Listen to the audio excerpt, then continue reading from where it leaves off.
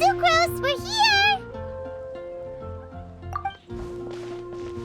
Oh, Traveler, Paimon.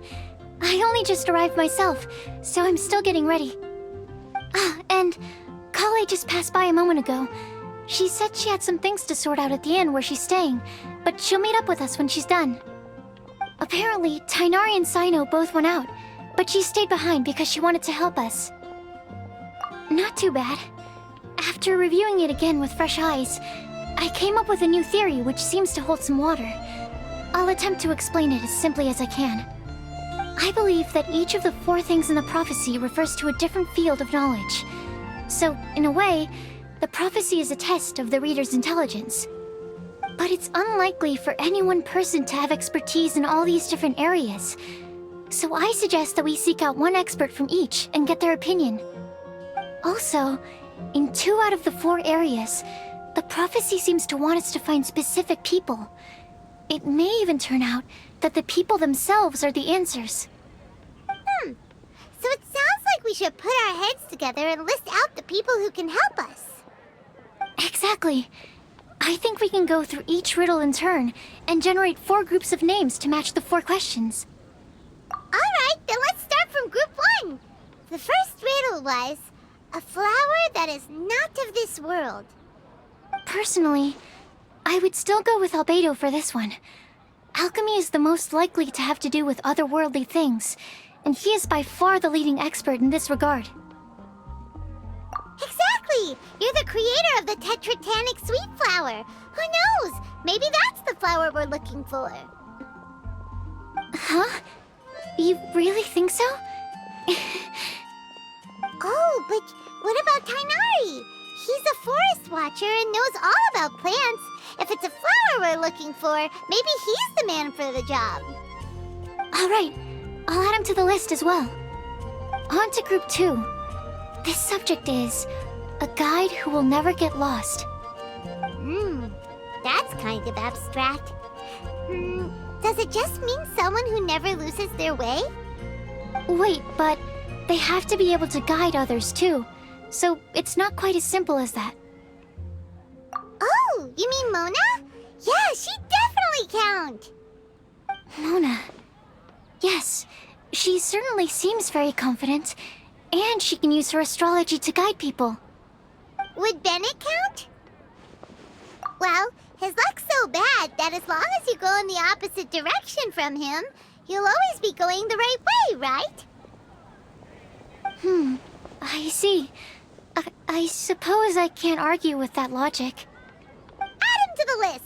Finding everyone won't take long, so one extra person won't hurt. I know. Would Outrider Amber be a valid candidate for this category as well? Yeah, she would! She's got a great sense of direction after all. As a matter of fact, when the Traveler and Paimon first came to Mondstadt, she was actually the one who gave us directions. Yes, she's certainly a good guide. Is there anyone else? Let me think. Yes, I believe there may be one more. Albedo once made a set of equipment for Mika from the reconnaissance company. He's their surveyor, and an exceptional pathfinder. He's even instructed others in the discipline of surveying before. So, in my view, he's highly unlikely to lose his way, and would be very good at helping others find theirs. Cool! Another one for our list! Wait, Kale should have been here by now. Wonder what's taking her so long. Sorry, could we continue our chat somewhere else? Oh, you wanna go see how she's doing, right? Sure, let's all go.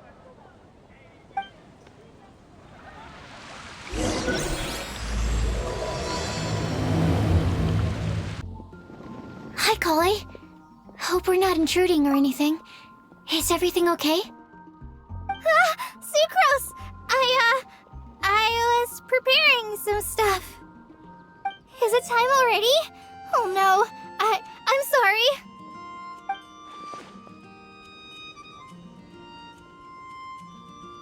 Don't worry. The Traveler and I only just met up. We were just worried that you might get lost along the way, so we thought that we'd come get you. Thank you. I'm ready to join you now. How's that thing going?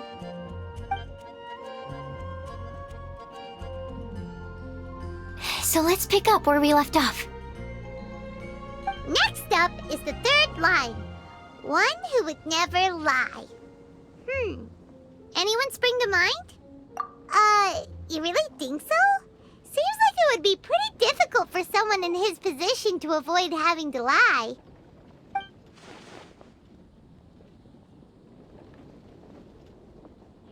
Then what about Kaya? He's the cavalry captain and a rather popular figure, but... You think there's something fishy about him too, huh? Yeah, he's definitely a sneaky one. Bet he lies all the time. I can't help but agree with you there. There's the tone-deaf bard. But on second thought, he wouldn't qualify either. He talks way too much nonsense. Is there anyone else we're missing? Acting Grandmaster Jean? She has a good name in that regard. But from what I know, she sometimes covers up the truth out of concern for those around her. For example, when Lisa loses track of time in the library and misses her patrol shift, Jean will come up with some excuse, like Lisa's ill today. Also, she sometimes makes up stories to get Klee to behave, like the one about the big monster that comes to catch naughty kids who don't go to bed on time. Do you think that rules her out? White lies are still lies, but do we really have to reject her because of some harmless fibs? It's not like she had evil intentions. No, we're the ones being strict. Rosaria doesn't strike me as the type of person to lie. Oh, Kale, you probably haven't met her yet, have you? She's a sister from the church who looks, a little scary and not very sociable. She stopped by the alchemy bench once, a long time ago, and asked me about Albedo. I thought maybe she was trying to find him, for work or something. But when I asked, she just said that she was curious about him because he was so intelligent, and wanted to talk to his assistant to find out what he was like. A lot of people might have given a more tactful justification, but I could see in her face that she wasn't trying to hide anything. She was just very direct and straightforward. That's why I don't think of her as the lying type. Rosaria doesn't look like the sort of person you'd want to get into a fight with. Maybe she just fights her way out of situations that some people might lie to get out of. I can definitely see that. I've also heard the other sisters say that Rosaria doesn't even make excuses when she skips choir. She just doesn't show up. She's a tough cookie, huh? Let's put her name down. In that case, I think Sino fits in this list too. True. Lying's probably more trouble than it's worth for someone like him. Kinda like with Rosaria. Oh, and Paimon also nominates Razor. Bet he couldn't lie to save his life. I've also got someone else in mind. Noelle, the trainee knight. She's a very honest person. I don't think she'd tell a lie. Alrighty, write her name down too. Wait, there's one more person. You know, our long-standing staffer at the alchemy bench. Huh? You mean Timaeus? Yes, him. Truth be told, he's been love-struck recently. He swore that he wouldn't say a dishonest word or slack off until he succeeds in getting the woman he loves. Timaeus has a crush? Yes, that's right. Well, who is it? Do you know her? I've never met her. All I know is that she's from Liyue. Timaeus says that she's fun, has a great personality, and is very, very good looking. Since we're on the topic, helping Timaeus win the lady of his dreams was also one of my goals for this Windblume festival. But how can we help with that? I don't know. Make sure he uses nice paper and a fancy envelope when he sends letters to her. Help him pick a nice gift and wrap it properly. That sort of thing. Yeah. I had the same situation once in the Avidia Forest. I helped another forest ranger out by delivering a love letter to the coworker she likes. Yep, that sort of thing exactly. Oh, also, I helped him with some of the groundwork for one of his research projects. He must have appreciated it, because he gave me a refrigeration device that he's been developing as a thank you gift. Is it any good? I mean, it looks nice. Sounds like a no. Alright, guess we'll put Loverboy down on the list then. Okay, so last of all, we have a legend that never ends. Anyone come to mind for this particular line? Lisa, perhaps? A librarian understands books best, and aren't most legends written down somewhere? When I think about legends, fairy tales and picture books come to mind. Maybe Kale. She read a lot of fairy tales when Tainari was teaching her to read. Oh, do I count? Of course you do. I'll put you on the list. I prefer to read things like an illustrated analysis of alchemical substances and their uses, the fascinating principles of crafting, and hypotheses of life. Point taken. Paimon didn't quite understand any of those. Klee might be a good choice. Her mother, Alice, is a renowned traveling author, so I'll bet she's been exposed to all sorts of myths and legends.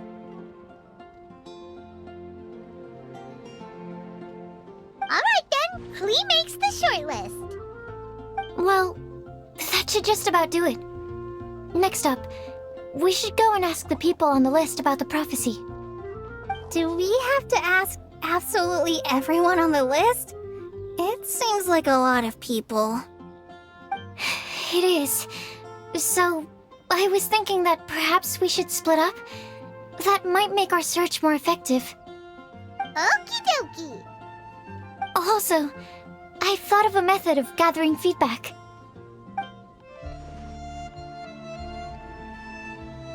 No problem. We can do that. You and the Traveler are practically joined at the hip, so you two can go together. I'll pair up with Kale. Capable Kale and sensible Sucrose. Sounds like a winning combination. Okay, I promise I'll help. Capable Kale. Yeah, I got this. Rest assured that the unbeatable Traveler and Paimon will do our part too. Off we go. I plan on starting from the person with the most defined stronghold. So let's go to the library. Lisa should be there. Stronghold. That's an, interesting word to use. Maybe den? No, that's even worse. How about lair? Here we are, Lisa's lair. Oh no, that was a bad word choice. Now Sucrose is using it. It's all my fault. Lisa, might I ask if... Huh?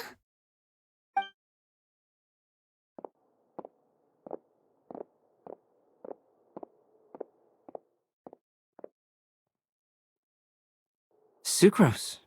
Kale. What are you doing here? I can only sucrose that they were Kale-ing on someone. At least that's as far as I know. Oh, please, just stop it with these puns. I beg you. Are you trying to win worldwide fame for unfunny jokes? Is Lisa not here at the moment? Surprising, isn't it? She went out. I'm afraid it's just us here looking for information. Except me. I'm not here for information. Like you, I came here for an abortive search for the librarian, who is also my academia senior. Oh, so you studied in the same darshan as Lisa? That's right. Her mentor in Sumeru was also my benefactor. We were both Spontamod students. Wow, that's cool. But wait, we're getting sidetracked. We came here to look for some information. Kale and I are investigating a prophecy, and We were hoping you all might be able to help. Oh? What sort of prophecy?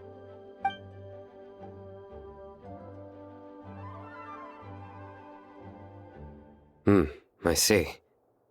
You want to ask them about the flower that is not of this world, and me about the one who would never lie. But there's no rush. You don't need to answer right away. We're just here to tell you about the situation. You can take your time to think it over and submit any thoughts you have in written form to the Sucrose mailbox. The Sucrose mailbox? Yep. I was thinking about it on the way. And although they seem like trick questions, there's a lot to mull over once you get down to the details.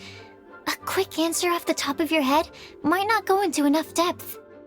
So, I decided to place a mailbox next to the alchemy crafting table. Everyone can submit their written answers there when they're ready. We don't have to call it the Sucrose mailbox, though. It could just as well be called the Sucrose and Kale mailbox. Or even the Sucrose, Kale, Traveler, and Paimon mailbox. I think in this case, we can just go with your quick answer off the top of your head. Sounds like a good solution. Certainly more reliable than verbal discussion alone. Agreed. Certainly when it comes to discerning whether someone is a liar or not, you cannot simply take them at their word. Understood. Once we've had a look into it, we'll place our replies into your mailbox. Thank you all so much. Okay, let's tick them off the list and carry on working our way down. Already done.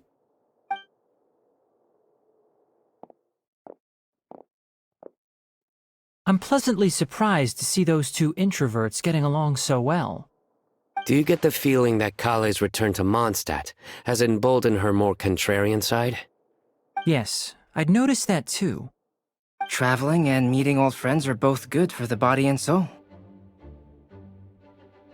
And isn't rediscovering one's youth while revisiting old haunts a worthwhile pursuit?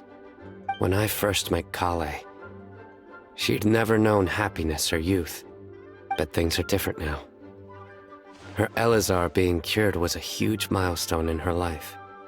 Kale is a very sensitive and introverted child. I'm sure you must have noticed that too, Albedo.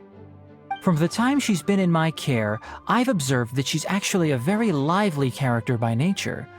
But she had a very rough start in life, and it changed her. So, might I assume that your respective claims of looking for plants and artists in Mondstadt were just pretexts? I wouldn't say that. Both Kale and Genius Invocation TCG are very important to me. Would it really kill you to just say yes in this situation? Fine. Yes, we came out of concern for Kale. She's been back to Mondstadt of her own accord several times, but it has led to no significant improvement in her mood. Well, it won't hurt to give her some more time. I believe that Sucrose might be able to help her. Sounds like an extension of your own self-confidence as her teacher. You could say that. In a similar vein, I've heard that Sumeru scholars often build their social relationships based on their academic ones. Is that true? I suppose it might look like that from your perspective.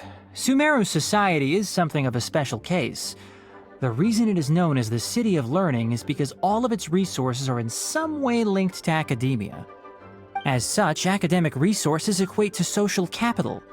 It is not unheard of, for example, for people to build a family in order to pursue further studies. But the relationship between the three of us is not an academic one turned social. We've never even worked on a paper together for starters. Oh, so the academic paper is the nexus of the academic family. Interesting. I would think of us more as siblings. An equal and pure relationship, unaffected by academic considerations. As much as I'd prefer not to admit it, that statement is not inaccurate. I can understand that position. I have a younger sister myself, and it's only natural for me to be protective of her. What you describe fits the idea of a city of learning, as I imagine it. The family is where all social relationships intersect. As such, A family founded on common goals may actually be more stable. By the way, who's the eldest between you? Let's not go down this rabbit hole, please. In terms of age, I'm the eldest, of course. He just doesn't want to admit it. But your mental age is younger than that. I dare say even by enough to be the youngest sibling. Perhaps I could bring Kale into this happy family to be your elder sister. No. You will never see me admit to being the youngest sibling. Except perhaps as a last-ditch effort to turn the tables in a game of cards.